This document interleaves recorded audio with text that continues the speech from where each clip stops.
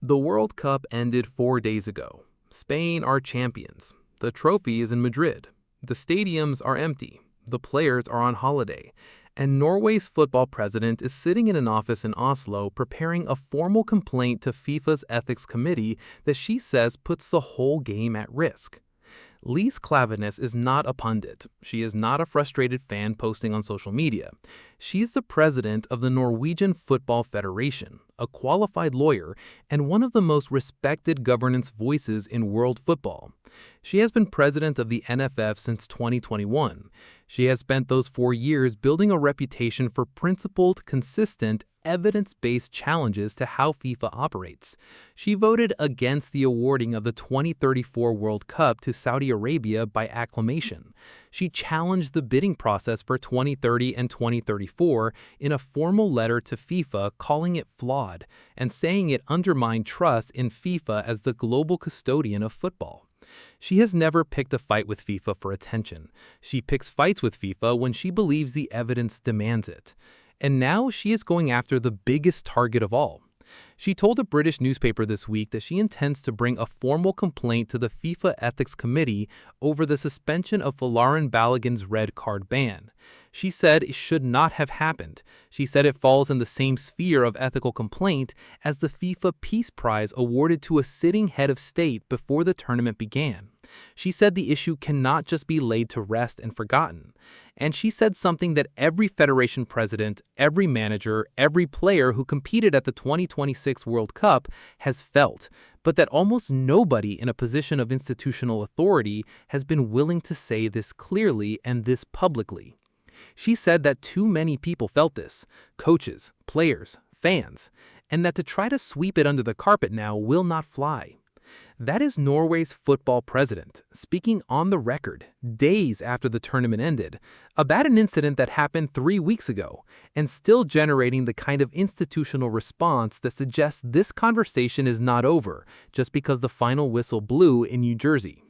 So let's go through every thread of this story completely, because to understand why Norway is doing this now, you need to understand everything that happened from the moment Balagan's boot made contact with Tarek Muharamovic's ankle on July 1, 2026. Let's start there, the moment the boot hit the ankle, because that single piece of physical contact, accidental or not, is the first domino in a sequence that led to the most serious governance crisis in the history of World Cup refereeing. Balagan was playing for the United States against Bosnia and Herzegovina in the round of 32 at a stadium in Kansas City. His boot went studs into Muharamovic's. The contact was visible. The referee saw it. The red card was shown. Under Article 66.4 of FIFA's own disciplinary code, a straight red card in a knockout round match carries an automatic one-match suspension. Under Article 10.5 of the FIFA World Cup 2026 competition regulations, the same rule was restated in language specific to this tournament. Under FIFA World Cup 2026 Circular Number 16, distributed to all participating member associations before the tournament began, the same rule was confirmed again in a document sent to every national federation before a ball was kicked. 3 separate documents, all saying the same thing, all produced by FIFA, all confirmed before the tournament began. Automatic suspension, one match. And then, Donald Trump posted on Truth Social. He said the red card was a horrible call. He said it would leave a stain on the tournament. He said he was asking FIFA to reverse a great injustice, and he acknowledged having spoken with FIFA's president Gianni Infantino to raise his concerns about the decision. The information about that call came from a source familiar with the matter who confirmed it to a major American broadcaster. The American president spoke with the FIFA president about an active disciplinary case during an ongoing World Cup and then thanked FIFA publicly for reversing a great injustice on the same platform where he had originally complained about it. FIFA's disciplinary committee, specifically its chairman Mohammed Al-Kamali, cited Article 27 of the disciplinary code to suspend the implementation of Balagan's ban. Article 27 states that the judicial body may decide to fully or partially suspend the implementation of a disciplinary measure. It is a clause that exists for exceptional circumstances, and the decision to invoke it for Balagan, Clavinus noted specifically in her interview, was made solely by the chairman of FIFA's disciplinary committee without consulting the other members of that committee.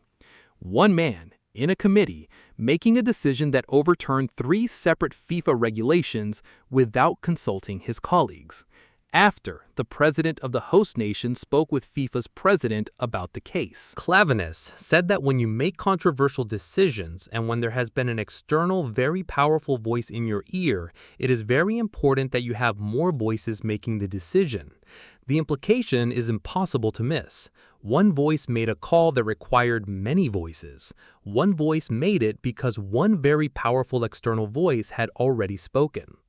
Norway's manager, Ståle Solbakken, had raised the alarm about this in real time. Standing outside MetLife Stadium after Norway had just beaten Brazil 2-1 in the round of 16, one of the greatest results in his country's football history, he was asked about the Balagan decision. He said it was a big mistake by FIFA. He said it was not a great conclusion. He said what was really bad about the situation was what was hanging over the United States now. And then he said something that cut to the heart of the governance problem with perfect precision. He said, what about the next red card? What happens then? Will there be some committee somewhere that is going to take that card away? That question is the question, not just for this tournament, not just for Balagan, for every red card at every World Cup going forward. Because if Article 27 can be cited to suspend the confirmed red card ban when a sitting head of state raises the matter with the FIFA president, then Article 27 is no longer an emergency provision for exceptional circumstances. It is a mechanism available to any sufficiently powerful political figure who has a sufficiently direct line of communication to the FIFA president. Solbakken's question was hypothetical, but its answer is real. FIFA has now established a precedent, and precedents, once established, cannot be unestablished by simply moving on. Belgium's reaction to the Balagan decision was immediate, institutional, and specific. The Royal Belgian Football Association sent a formal letter to FIFA requesting a copy of the decision, an explanation of the process that had been followed, and setting out their legal position. They cited Article 66.4 of the Disciplinary Code. They cited Article 10.5 of the Competition Regulations. They cited Circular Number 16. 3 FIFA documents contradicting what FIFA's own committee had just done. They called the decision astonishing. Their manager, Rudy Garcia, compared it to an April Fool's joke. UEFA called it unprecedented, incomprehensible, and unjustifiable. The United States beat Belgium 4-1. Balagan played. Whether his presence changed the result is impossible to say. What is certain is that he played in a match he should not have been eligible to participate in under every applicable regulation that FIFA itself had written and distributed before the tournament. Now here's the detail that adds a layer to this story that most coverage has missed. The Balagan precedent was not the first time Article 27 had been invoked at a major international tournament to reduce a suspension for a high-profile player. It was used earlier in the same year to get Cristiano Ronaldo out of jail after a red card for elbowing an Irish player during a World Cup qualifier. An initial 3-match ban was limited to just 1 match, with a year-long probationary period ensuring Ronaldo would not miss Portugal's first 2 group stage matches at the 2026 World Cup. So Article 27 was already being used before the tournament began to protect the playing time of a superstar, and then it was used again during the tournament, after a conversation between a head of state and the FIFA president to protect the playing time of a host nation striker. The clause that was supposed to exist for exceptional circumstances was being applied twice in the same tournament cycle to outcomes that benefited players in commercial or political terms. Clavinus saw both applications, and she is going after both. Her formal complaint to the Ethics Committee, which she said she intends to bring after her board meeting, will cover the Balagan decision specifically, but it will sit alongside the NFF's already lodged complaint about the FIFA Peace Prize awarded to the American president before the tournament. That complaint argued that Infantino, presenting a brand new award to the political leader of the host country, violated FIFA's own rules on political neutrality. The NFF EFF said it should not have happened.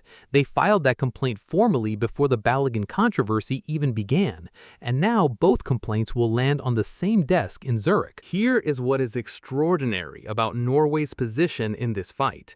They've been here before. Not on this specific issue, but on the fundamental question of whether FIFA will hold the line against political pressure or bend to it. In March 2021, Norway's players wore shirts saying human rights on and off the pitch before a World Cup qualifier against Gibraltar. It was a direct protest against Qatar's treatment of workers building the infrastructure for the 2022 World Cup. FIFA said it believed in the freedom of speech and in the power of football as a force for good, and said it would not open disciplinary proceedings. Norway's protest was absorbed. The 2022 World Cup went ahead in Qatar. 2 years later, Norway voted against the awarding of the 2034 World Cup to Saudi Arabia by acclamation at FIFA's Extraordinary Congress. They wrote formal letters challenging the bidding process. Klaveness described it as lacking the open, transparent process that should govern decisions of that magnitude. She said it undermined trust in FIFA as the global custodian of football. And now she's filing a complaint over Balagan. Norway have been challenging FIFA on governance matters since 2021, not occasionally, consistently, with formal documentation, with institutional backing, and with the specific language of lawyers and federation presidents rather than the language of angry fans. And they keep going. Even when the tournament is over, even when the players are home, even when most of the football world has moved on to the next story. Because Klaveness said something this week that explains why. She said, if you start to adapt in such a way towards state leaders and state politics, you will move your behavior and the organization's behavior and also the red line of what states' leaders should interfere with. That sentence is the most important thing said about football governance in the day since the 2026 World Cup ended. It is not about Balagan specifically. It is not about Norway specifically. It is about what happens to football as an institution when it is seen to respond to political pressure by changing its own rules. It is about the red line, the line that exists between football and politics, the line that FIFA statutes require to be maintained, the line that Klaveness is saying moved at the 2026 World Cup, and the line that once moved becomes harder to put back every time a powerful voice picks up the phone. The European Parliament lawmakers who signed their petition calling for an investigation into Infantino are making the same argument from a different direction. 50 MEPs, a formal petition, an institutional demand for the Ethics Committee to examine whether the FIFA president violated the organization's rules on political neutrality. The same Ethics Committee that Klaveness is now formally approaching from Norway's side. The Ethics Committee of FIFA now faces complaints from Norway's Football Federation, from the European Parliament, and implicitly from Belgium and UEFA, whose formal expressions of outrage over the Balagan decision have been on the public record since early July. Multiple independent voices from multiple directions, all pointing at the same decision and the same clause and the same conversation between a head of state and the FIFA president. Infantino has said FIFA's judicial bodies are independent. He said it while acknowledging he had received the call. He said it in the same statement where he confirmed the content of what the call covered. The independence of FIFA's judicial bodies is the position. What happened to the Balagan decision is the evidence. Those two things are in direct conflict, and Norway's football president, with the formal training of a lawyer and the institutional authority of a federation president, is now asking the Ethics Committee to resolve that conflict in writing. What FIFA does next matters more than any result from the tournament, because the 2034 World Cup is already awarded to Saudi Arabia. The 2030 World Cup will be hosted across 3 continents. The commercial structure of football is expanding faster than its governance can track, and if the precedent established by the Balagan decision is allowed to stand without examination, without accountability, without the Ethics Committee producing a conclusion that says clearly whether what happened was or was not a violation of FIFA's own rules, then every future disciplinary decision at a World Cup will exist in the shadow of July 1st, 2026. Will there be some committee somewhere that is going to take that card away? Solbakken asked that question. Klaveness is the one now demanding the answer. What do you think? Do you believe FIFA's ethics committee will conduct a genuine, independent investigation into the Balagan decision and its circumstances? Or do you think the complaint will be absorbed into a process that produces no meaningful conclusion? And with Norway now formally targeting FIFA over political interference, do you believe other national federations will join the complaint before FIFA's ethics committee meets to discuss the matter? Let us know in the comments. Like and subscribe for complete coverage of every development as the post-tournament accountability process unfolds. And share this with every football fan who deserves to understand what is still happening to their sport days after the World Cup ended.